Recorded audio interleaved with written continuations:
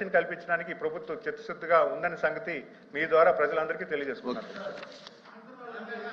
మంత్రి గారు చెప్తున్న సమాధానం ఏంటంటే సార్, మంత్రి గారు చెప్పిన సమాధానం మేబీ సబ్జెక్ట్ టు కరెక్షన్.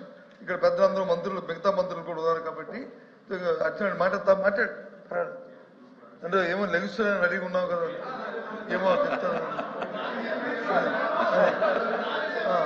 అందుకు ఏంటంటే వారు చెప్పింది దయచేసి చైనా చూస్తాను, మిమ్మల్ని చూడలేదు.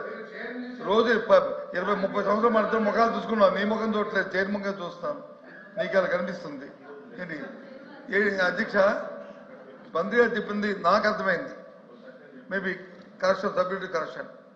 ఎంతవరకు ఒక పెన్షన్ కూడా ఇవ్వలేదు, కానీ అర్హులైన వాళ్ళు ఉంటే ఇక ముందు ఇస్తాము. ఈ 19 సంవత్సరాలు ఎవరు 60 సంవత్సరాలు నిండలేదు, ఈ 19 సంవత్సరాలు ఎవరు వితంతులు ఎవరు లేరు. ఇక ఫ్యూచర్ లో వస్తే ఇదిగో నాయుడు గారు మాట్లాడండి. సభ్యులు శివరామరెడ్డి గారు ఫస్ట్ మా మంత్రి గారు చెప్పుకుంటారు అనుకుంటున్నాను. చంద్రబాబు నాయుడు గారు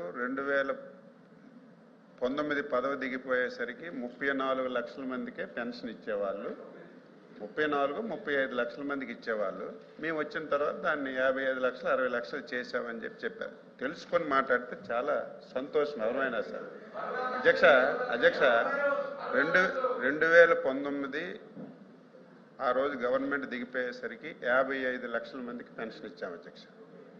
అసలు పెన్షన్ ఒకసారి మనం చూస్తే 4,000 రూపాయలు అధ్యక్ష ఇప్పుడు ఇస్తున్నాం.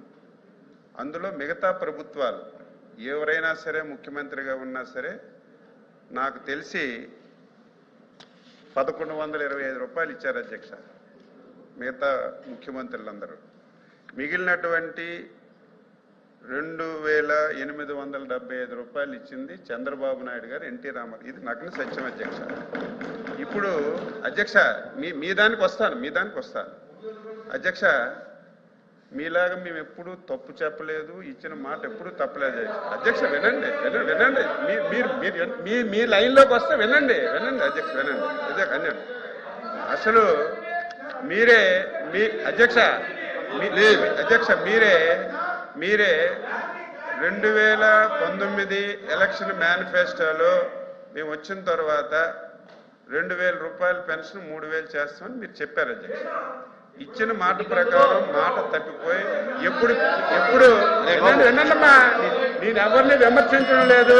తర్వాత మీరు మాట్లాడండి, అరగంట మాట్లాడండి. నేను తప్పుంటే అచ్చెన్నాయుడు గారు తప్పు మాట్లాడారు చెప్పండి. మీరు వినండి, ముందు వినాలి కదా.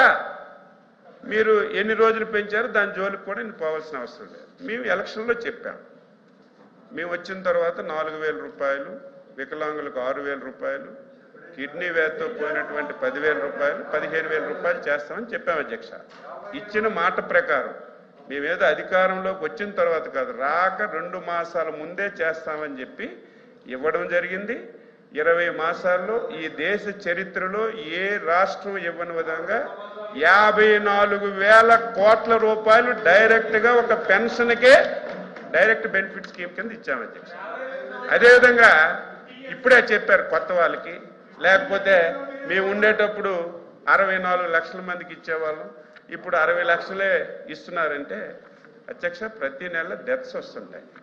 డెత్స్ అన్ని వేకెన్సీ అవుతుంది. డెత్ అయిన వాడికి పెన్షన్ ఇవ్వరు కదా. ఏదైతే మీరు అన్నట్టుగా ఆ 1,00,000-2,000 లక్షలు తగ్గాయి డెత్ పెన్షన్స్ అధ్యక్ష. అయితే మీరు ఇంకోటి చెప్పారు, గతంలో లేనటువంటి ఇబ్బందులు పడినటువంటి అవసరాలన్నీ మేము క్లియర్ చేసాం అధ్యక్ష. గతంలో ఎవరైనా ఒక నెలలో పెన్షన్ తీసుకోకపోతే 2వ నెలలో క్యాన్సిల్ చేసేవారు. మేము వచ్చిన తర్వాత 1 నెల తీసుకోకపోయినా, 2 నెలలు తీసుకోకపోయినా, 3 నెలలు తీసుకోకపోయినా 3వ నెలలో మొత్తం డబ్బులు తీసుకునే వెసులుబాటు ఇచ్చాం, సభ్యులందరికీ తెలుసు అధ్యక్ష. రెండవది, గతంలో మరి మంత్రిగా కూడా ఉన్నారు, గతంలో భర్తకి ఎవరైనా